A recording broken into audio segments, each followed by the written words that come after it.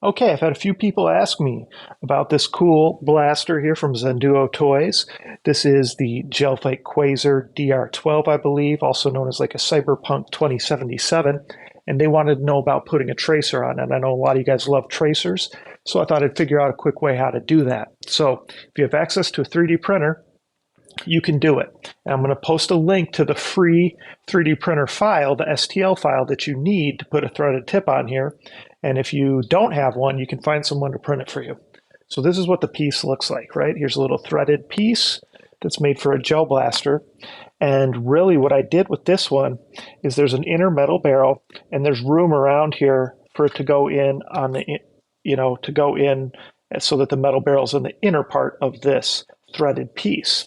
So what I had to do is I did have to sand this a little bit to make this a little smaller here, and I had to cut right about halfway because it won't push in all the way, but it'll still push in about half the way, which is adequate, and that's all you need, okay? And because it's going to fit in there nice and tight, even with a little bit of sanding. So I put that in there nice and tight, and then you have the ability to go ahead and have your threaded tip. Now your threaded tip is still going to stick out a little bit because the size of that piece is wider starting right there.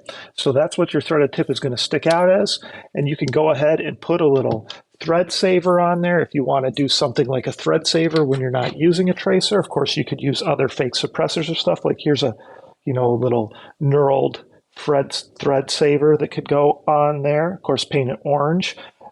When you're not using the tracer or you're not using some sort of suppressor.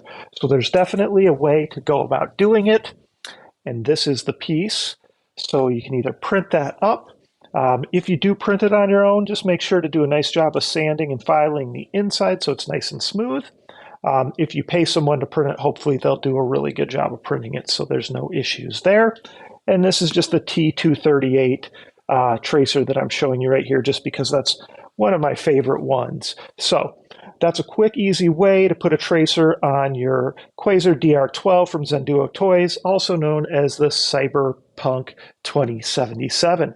Comments, questions, post them below. Of course, please comment a lot, like a lot, make sure you're subscribed, and participate in the monthly giveaways.